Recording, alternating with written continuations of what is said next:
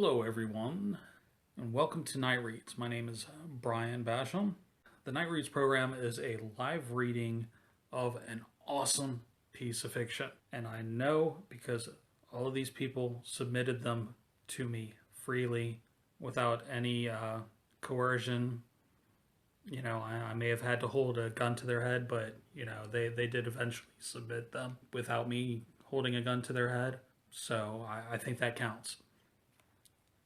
Tonight's selection is an adult science fiction novel titled Serengeti by J.B. Rockwell. J.B. Rockwell.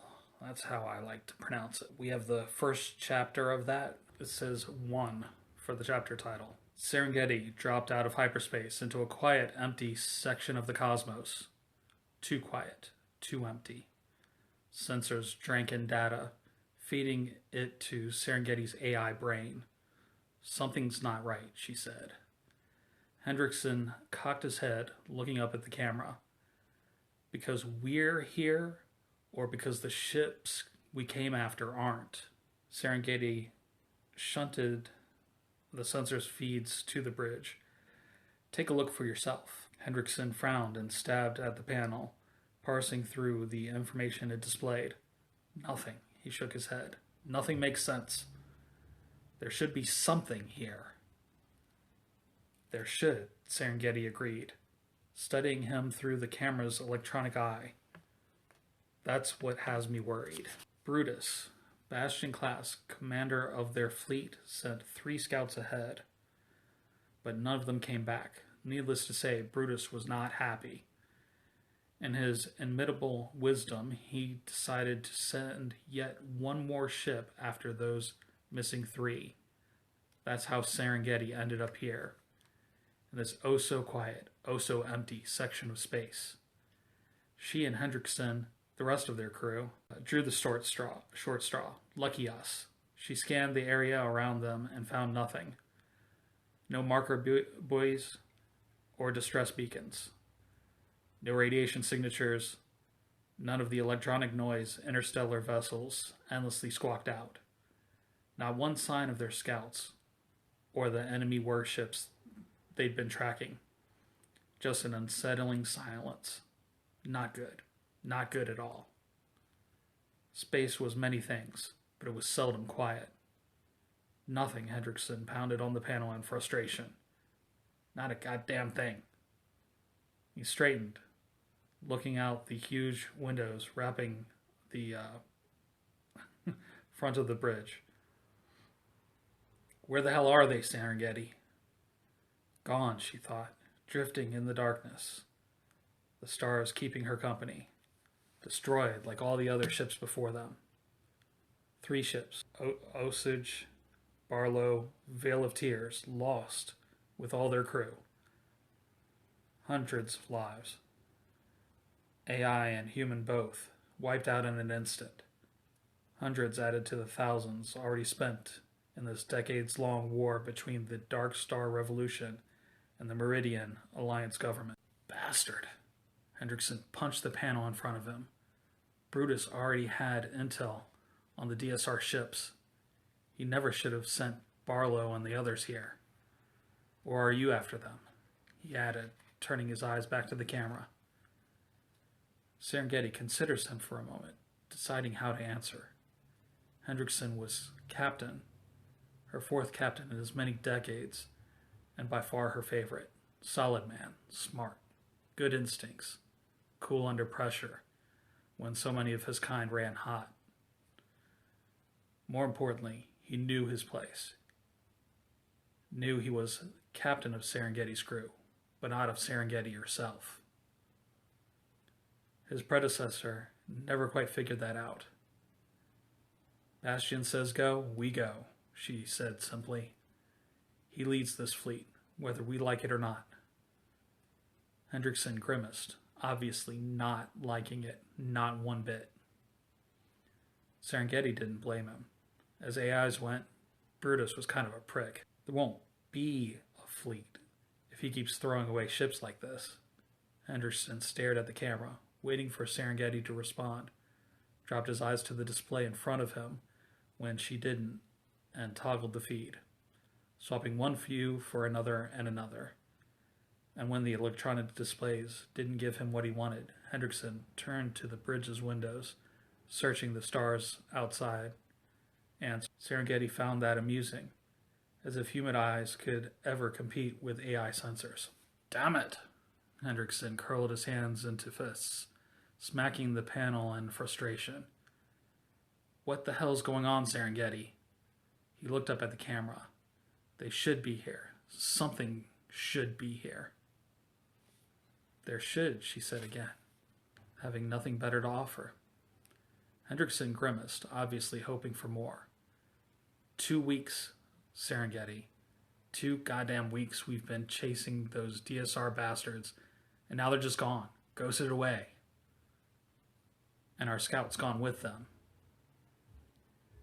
Yeah, Hendrickson sighed and rubbed his face, scrubbing fingers through his short-clipped hair. Dark hair, black as coal once. Peppered with gray now after so many years traveling the dark and stars. Brutus is going to be pissed, he said, eyeing the camera. Probably right. Serengeti paused, choosing her words carefully. This mission. Kusakov, communications officer, a slim, bookish-looking young man in an ill-fitting uniform, snorted in disdain. More like a wild goose chase, he said, throwing a sullen look at the nearest camera. Hendrickson folded his arms, glowering at his comms officer. You got a problem, Kusakov? Kusakov flushed and cut his eyes away, taking a sudden interest in the station in front of him. He was overly smart for a human and well aware of it, a fact Serengeti found amusing at times and flat out annoying at others. But even Kusakov knew better than to lock horns with Hendrickson, especially on the bridge. No, sir, Kusakov muttered. No problem. Good, Hendrickson grunted, turning away. Waste of time, Kusakov mumbled. Hendrickson froze, back rigid, head turning slowly towards the comms. Is that what you think? Really? I wasn't... Because I don't think the relatives of those people on Tesolo do. Ice in Hendrickson's voice, and Arctic tundra in his gray eyes. I wasn't. Shock drained the color from Kosakov's face. Shame sparked 2 bright blooms on his cheeks. I'm sorry, sir. Damn right you are. Tesolo started all of this, Kusakov. Not the war, maybe. That's been going on as long as anyone can remember. But that's why we're here now.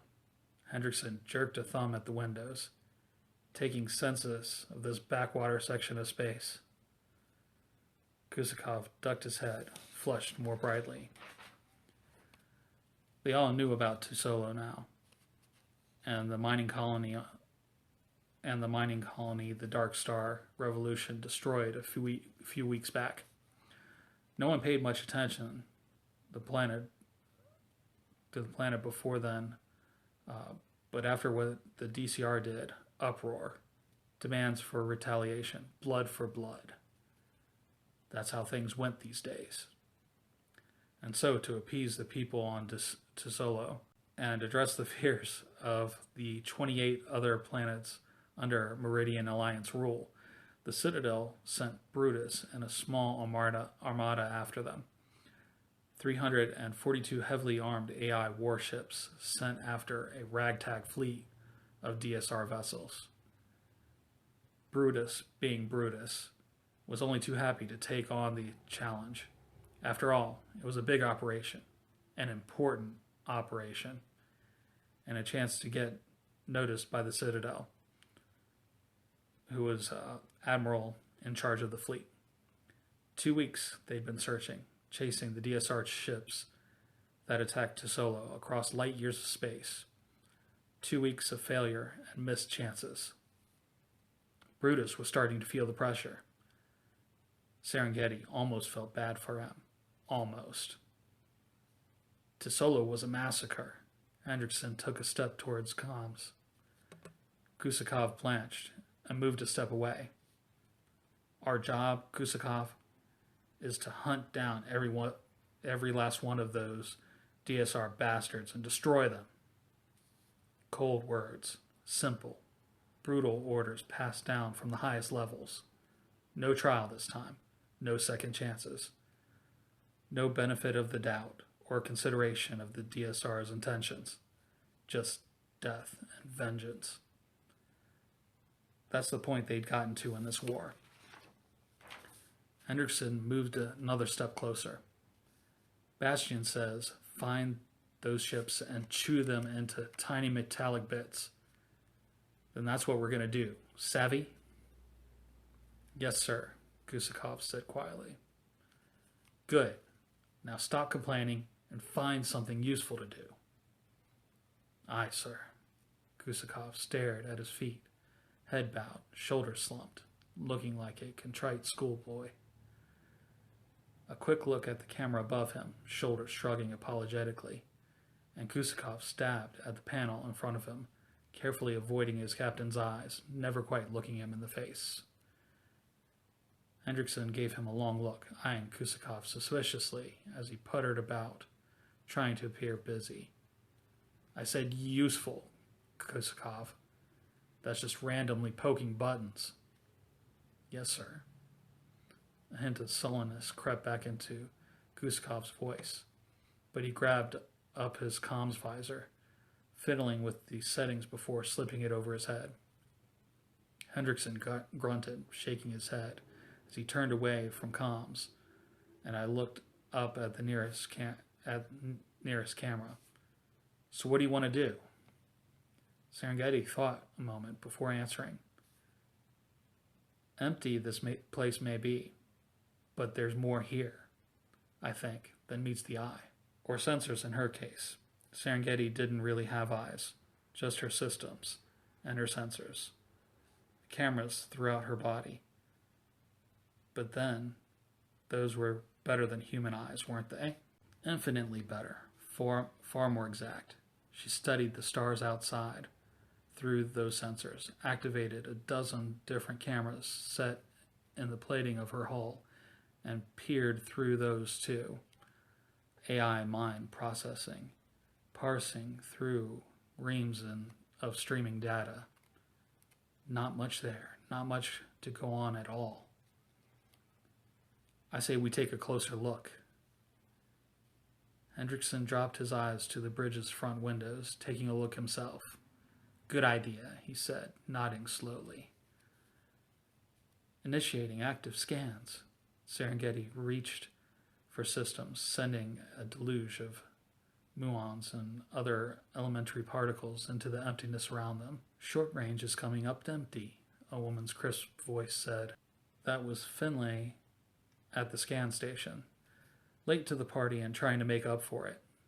She was a tiny thing, even for a human, petite and red-headed, with a spray of freckles across her cheeks and nose, bright, though not the genius Kusakov claimed to be, nor a tenth as annoying, eager, and just the tiniest bit naive. Serengeti liked her a lot. In fact, she liked most of the crew she'd been given this time around, even Kusakov when he wasn't being a smartass know-it-all. Not as many veterans on board as there once were, but she enjoyed this crew's youthful exuberance, their idealistic approach to a war that had raged for half a century and more. A little too idealistic sometimes, Serengeti admitted, but Hendrickson kept them grounded. Hendrickson and Sikuku. The handful of other veterans seethed throughout the ship.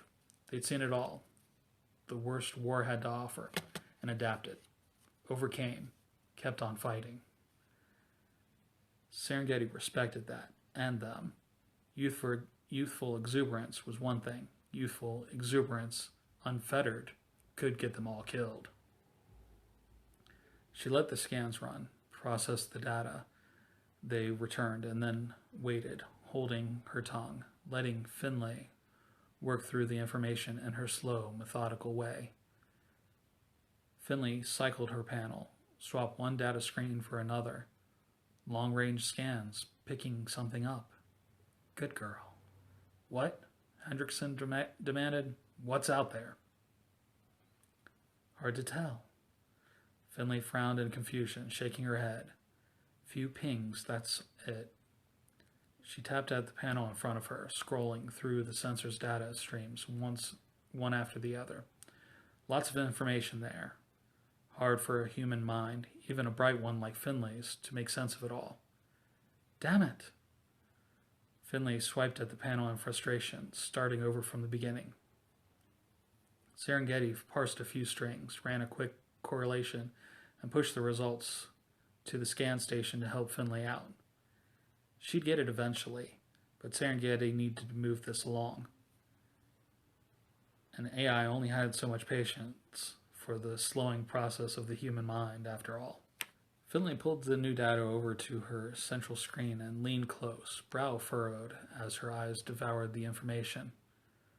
Looks like metal. Some kind of alloy? Or composite, maybe.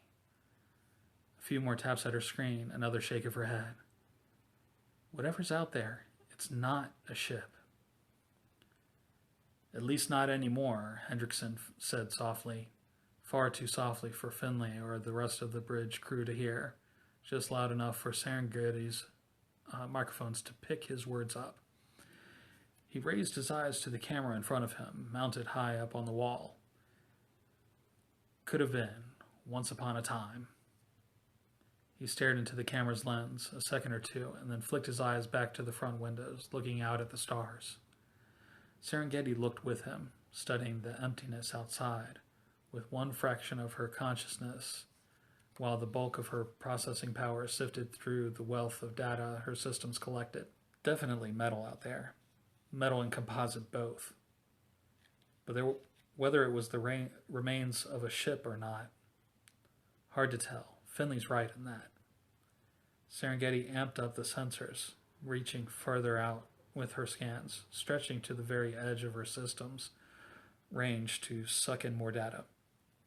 Information poured in, but it didn't really offer anything more than what Finley had already reported. There wasn't much out there. That's just about all the scan data said. But those pings, distant as they were, scattered as they were, those pings merited further investigation. Launching probes, Serengeti said, voice soft and serene, infinitely confident. Flares erupted along her port and starboard sides, rounded metallic shapes shooting off into space, ion drives glowing cobalt blue in the darkness. Finley, bring the probe's cameras up on the main stream, Hendrickson ordered. Finley stared at the console a moment, lips pressed tight, looking like she'd eaten a lemon. Finley! Aye, sir. Finley threw an irritated look at the closest camera as she set her hands on the panels in front of her. She was mad, that was clear, and her fingers fairly flew across the scan station as she called up the feeds from the 12 probes Serengeti had sent out.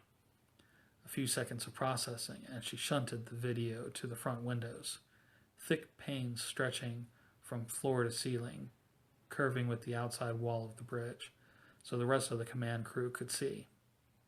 Odd, those windows and that state-of-the-art vessels like Serengeti still came equipped with them.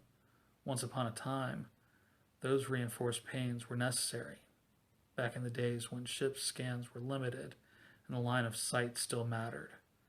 But now, modern ship systems provided far more information than human eyes could ever discern. And yet human designers clung to the idea of windows anyway, inserting them into every new ship that rolled off the line. Serengeti asked Hendrickson about this once, wondering why humans insisted on keeping such a silly, useless thing. Hendrickson just shrugged and said that they liked to look through them at the stars. An error message appeared, flashing until Serengeti gave it her attention. She spotted the problem right away and started to fix it. Finley belatedly noticed and jumped in to help. Number 10's malfunctioning. She frowned at the blank window where the data from the number 10 feed should have been. Number 10 had always been buggy, a manufacturing defect, or maybe just a quirk of its programming. The probes were AI after all, and designed by humans, running diagnostics. Faster if Serengeti ran the diagnostics herself, but she left Finley to appease her, and cast her eyes about the bridge while she waited for the result. 5 stations on the bridge, plus the captain's chair, with a single crewman manning each. The captain's command post sat dead center in the middle with the other stations. Scan, communications, navigation, engineering, artillery, arranged in a ring around it. Circular stations, circular bridge, circular camera eyes watching over it all. The ship's designers certainly do like circles, Serengeti thought idly. She checked in on Finley, working away at her circular station. Found her still working furiously away. This was taking too long. 10 was a puzzle Serengeti figured out long ago. No sense having Finley try to recover that ground. She reached for the probe herself, bypassing Finley entirely to dip directly into number 10's systems. Repairs complete, Serengeti said, making a last few adjustments before bringing the probe's feed online. I had it, Finley muttered, stabbing angrily at the console in front of her. Stow it, Finley, Hendrickson barked. Finley flushed brightly. Aye, sir. Sorry, sir. She raised her eyes to the camera in front of her, looking angry and contrite at the same time. She nodded stiffly to the camera, and then bowed her head, focusing all her attention on the scan station in front of her. Finley was a hard charger and didn't like being shown up by anyone, not even a Valkyrie-class starship. Serengeti filed that away, adding it to the library of information she'd collected from her human crews over the years. She was AI, her mind 1,000 times more powerful than a human's organic brain, but she forgot sometimes how important it was for humans to feel needed. Need, such a strange concept. So difficult for an AI to understand. Truth be told, Serengeti didn't really need her human crew. It was slower, infinitely slower, to let them run basic ship's operations. She could manage everything on her own and still have enough processing power to monitor the hundreds of cameras and relays, circuits and networks, and every other thing wired into her body. But I like having them around, Serengeti thought to herself. Crew was comforting for herself and the humans who'd made her. Truth be told, humans still didn't quite trust AIs. Funny considering human engineers designed every last one of them, making them stronger, more capable with each generation. Humans built AIs and wrapped them inside armored shells they launched into the stars, but they still wanted human crews on board those space-faring ships. Human minds and human judgment as a counter, or perhaps a foil to ship's intelligence, because most AI couldn't feel in a way humans did. Maybe there's something to that, Serengeti mused. We've learned emotion, some of us anyway, but it's not organic, not innate. She cast her eyes across the bridge, looking from Hendrickson to the stations behind him, circling around to Finley at scan. Need was important. Serengeti learned that over the years. Next time she'd let Finley run the scans and argue with number 10. Good luck with that one, sister. All right, well, that is the end of Chapter 1 of Serengeti. I thought that was pretty good. I enjoyed that. Love a good sci-fi kind of space opera, like Star Wars or Star Trek or something like that. Next episode, Night Reads, is on the 10th of April at 9 p.m. Eastern Time. That'll be 6 p.m. Pacific. I'll be reading a novel called, selection from a novel called Murder in Absentia by Asaf Mer. It's an adult historical fantasy mystery.